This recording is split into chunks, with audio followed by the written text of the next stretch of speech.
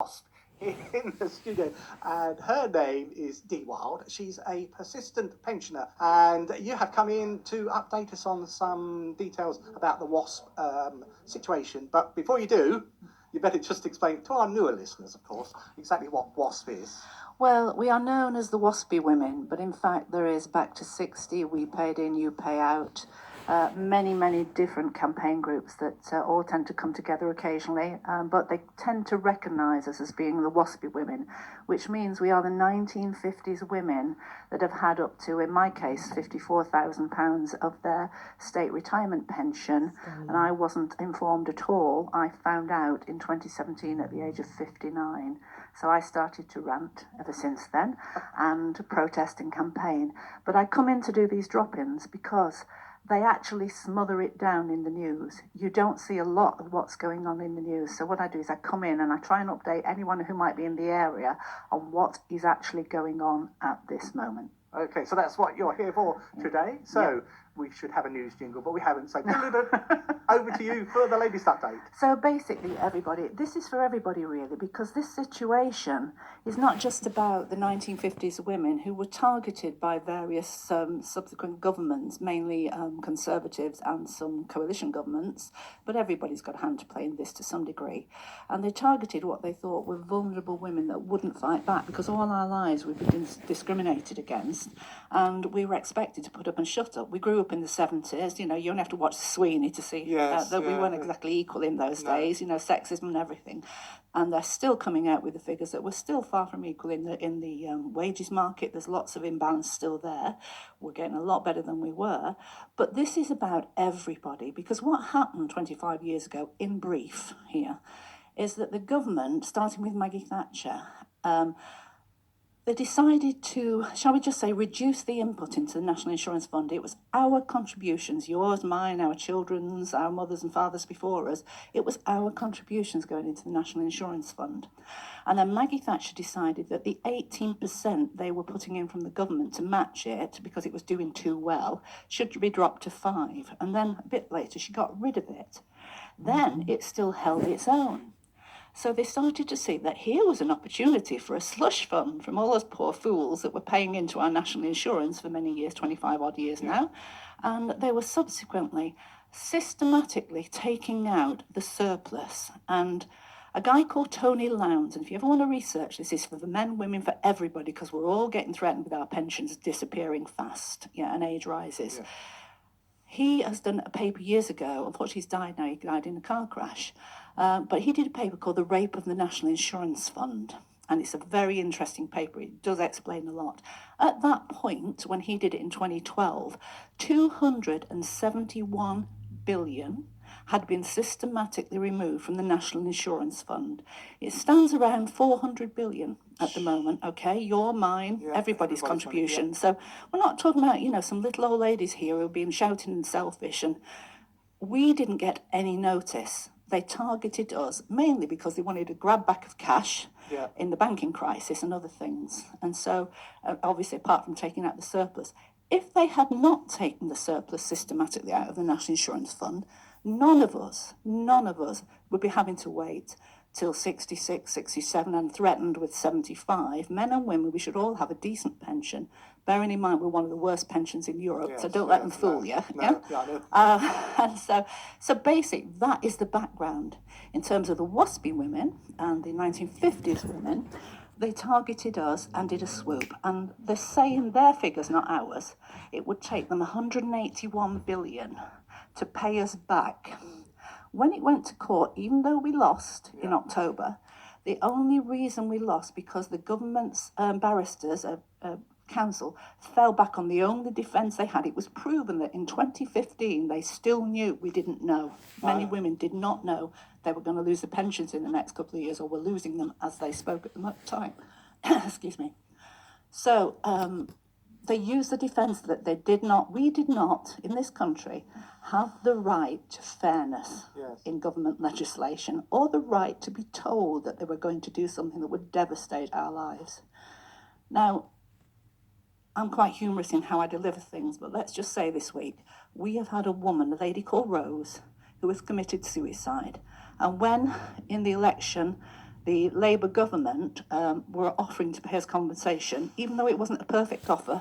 It was a recognition that we genuinely had a real case. There have been many MPs, 200 and odd MPs in Parliament, standing up every week, week in, week out, saying, why is this injustice still going on? Why have they not rectified this injustice? And they smother it down in the news because they don't want people to know what's really happening, because you might then start to question what they're doing to you right now. So we went to court, we lost. We only lost on that count that because it was legislation that we had no right to be told. Yeah, okay. So we are now, I'm here to update. So since the election, we all really went downhill. What has happened, that I worried about would happen is that we're starting to see suicides. We've had suicides all along because of women can't carry on working past 60. They might be ill health, but they've no option but to carry on working. They either work to the drop. Some women have turned to prostitution because that's all they've got left. Some women have been divorced or widowed, so they haven't husbands' pensions or earnings, so they're left with a house they can't pay for. Yeah. They didn't expect to be without a pension at the age of 60 to 66, 6 years wait, in my case, about 50 odd grand. And I'm one of the lucky ones because at least I had some savings. So basically, women are starting to commit suicide. Well, they've already been committing suicide, but this week we've lost one, a lady called Rose. In her note, she put it was the fact that having lost her pension and being reduced to go through the practices and terms and conditions of the DWP, that it was basically the final straw. She couldn't carry on. So very serious subject, okay? So here's where we are for anyone out there, ladies and men and youngsters, because they're trying to pull the wool over your eyes as well.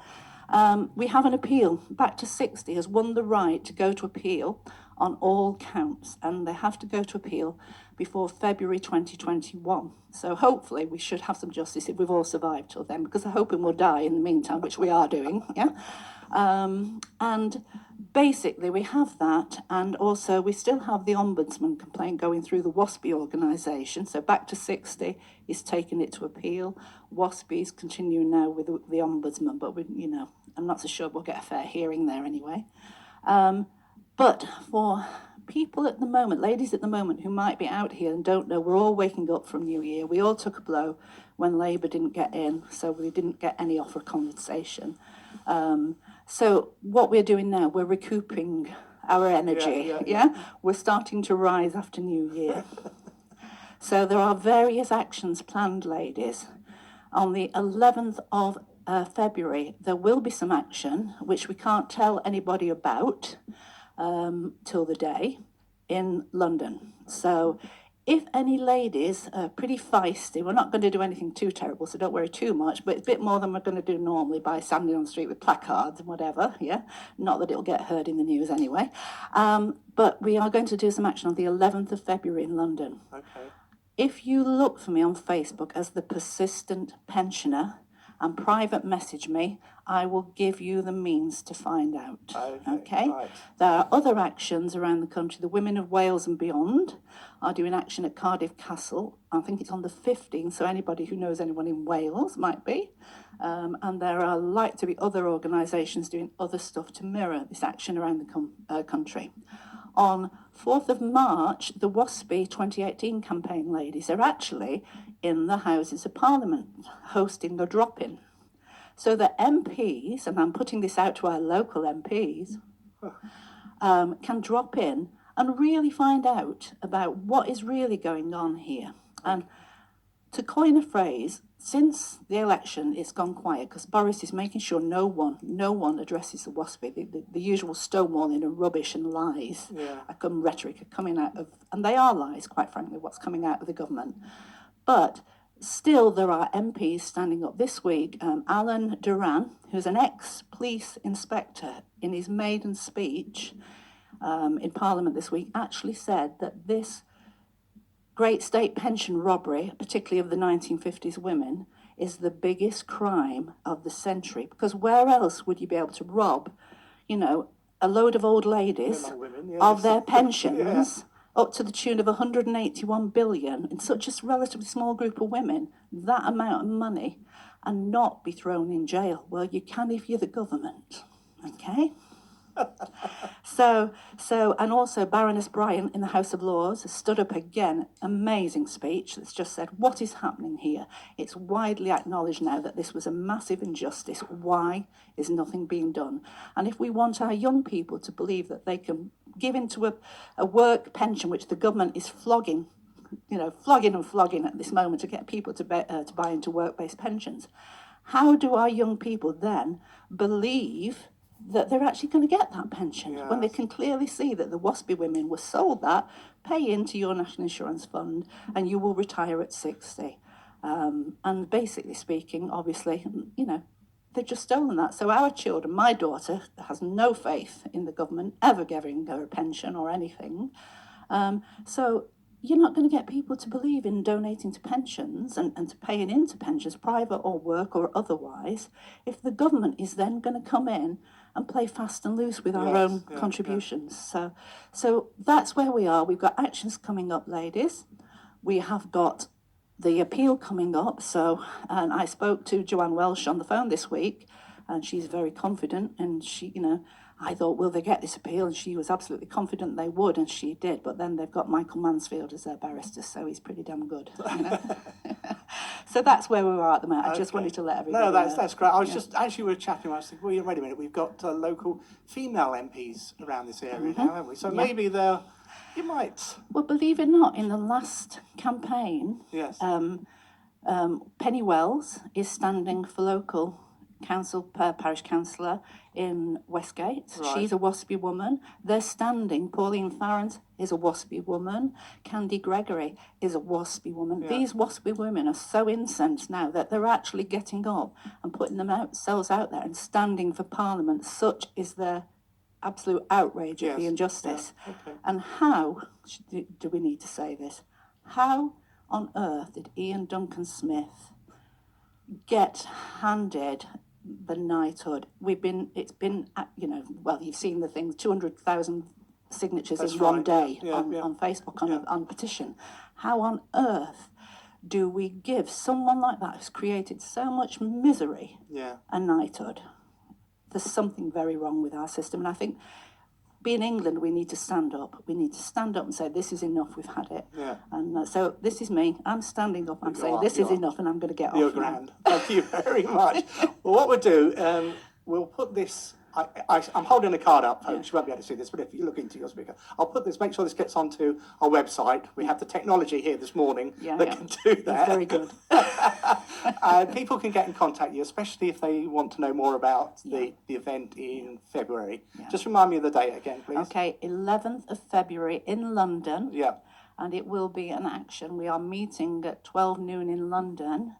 And the action will be told to us on the day, so that it can't be leaked out beforehand. Okay. And we're hoping to get the press to come on Faith and follow us. Okay. Yeah, that day. We'll see. London's a big place. You can't say anything. Well, we're meeting in the centre of London. It's fairly easy to get to. We just cannot tell you. Yeah. Just look for a lot of I know nothing. Ladies. No, we won't even be looking like waspy ladies. Okay. But if you get DWE Wild without any on the end, Kearney, Kearney, on Facebook, D Wild Kearney, or look for the Persistent Pensioner. PM me. I will hopefully put you in touch with who you need to speak to. Okay. And this will do to go on there as well, will Fabulous. it? Yeah, look at that. Yeah. Always happy to be of service. Well, thank you very much for that. I'll mention it to my wife. Yeah. One slight issue I'd have to say is quiet women from the 50s.